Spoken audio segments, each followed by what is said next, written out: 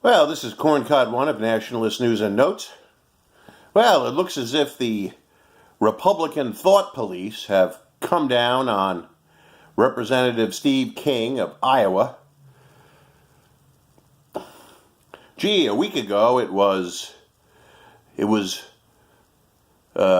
establishment play toy Ben Shapiro, who's a neocon, going after him and attacking him and supporting a possible challenger in the primary in a future primary against this nationalistic U.S. congressman, probably the best guy in Congress today, frankly. And now Kevin McCarthy, the House Majority Leader, is going to have a meeting with King and read him the Riot Act and probably end up taking his committee assignments from him. The Republican Party is nearly useless. It's funny, in the European world, in the world of the Euro world, all over the country, all over the world, even in places like Canada, nationalism seems on the rise. And I've always said this, that the biggest impediment to nationalism in the United States is not the Democratic Party, because they're clueless idiots. They hold positions that normal, ordinary people don't like, except for the scum living in the cities. But the biggest impediment to the growth of nationalism in the United States is the Republican Party. Now, I'm not saying that the typical member of the Republican Party isn't nationalistically inclined. If you look at any kind of opinion poll on immigration for the last 50 years, you'll see that most Republicans are for immigration control, and in particular, control of our southern border. Now, the way they specifically hold specific opinions on various aspects of nationalism, of immigration, well, that's different. But the Republican Party is making it known that anyone who's even slightly nationalistically inclined is persona non grata in the party. So despite all the good that Trump has done, even though he's certainly no extreme nationalist himself, and certainly to the left of Mr. King, the establishment Republican Party is attempting to take the party back, to turn it into a Bush family play toy, a rubber stamp for liberalism.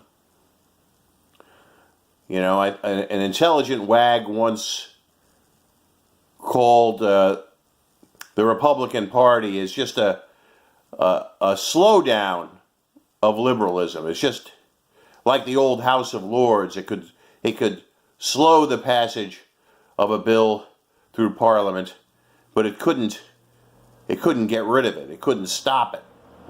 And that's what the Republican Party is it's composed of, essentially, these days, corporate liberals, corporate leftists even. And these are people that,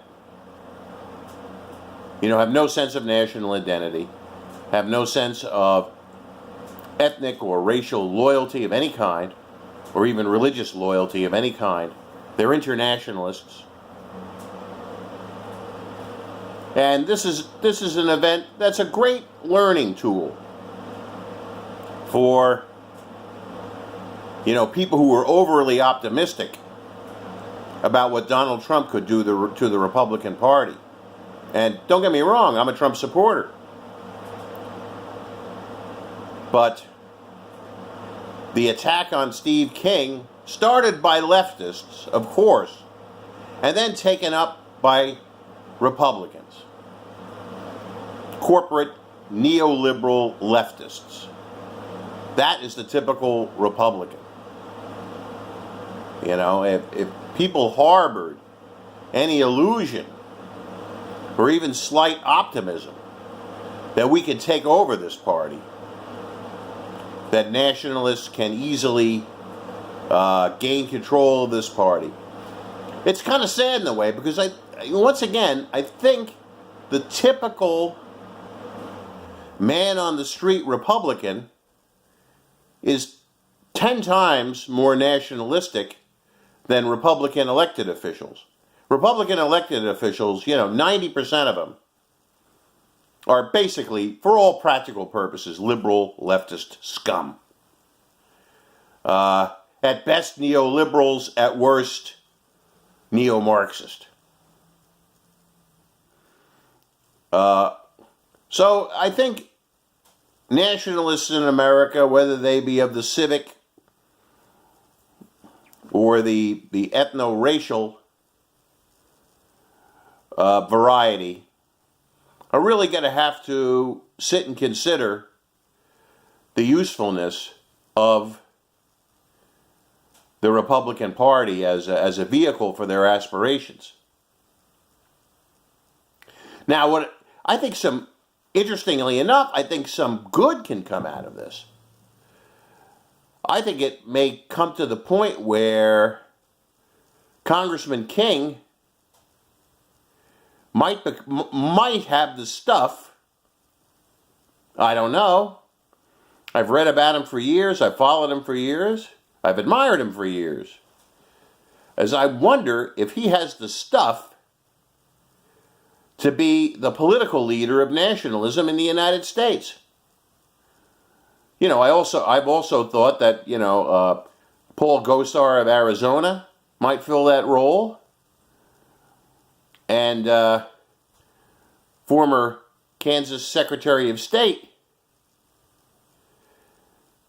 who was recently defeated in the gubernatorial election in Kansas, whether he might have the stuff to be the leader of nationalists in the United States after Trump leaves the stage, whether it be in 2020 and 2024. But frankly, I think what needs to be done is we need to take a more radical position. And we need to become more nationalistic. We need somebody out there who can be a potential Salvini, or at the very least, a potential person like Viktor Orban of Hungary, at the very least, who's even a bit more moderate than Salvini. So what we're gonna have to try to find, and I keep on saying this, I know you've heard me say this in other videos, and it's something I've been pounding upon for years. A lot of it comes from my own political experience. What happened after Pat Buchanan started becoming too old to run for political office? Well, I mean, he still contributes by being a talking head in the media. He still contributes by writing great books. But he is not the political, as great as he was and is, he is not the political leader of nationalism in the United States. We need a political leader for nationalism in the United States. And Mr. King might be that man. So I hope a lot of nationalistically inclined people on the web and on social media start talking up Steve King. This may be a great opportunity for him. But I don't know. Does the man have the skills and the intelligence to be a great leader? Or is he just a good congressman with good impulses and good ideas? Either way, he's an excellent man. But can he be our leader? It's possible. Very possible. This is Corncod One of Nationalist News and Notes, signing off.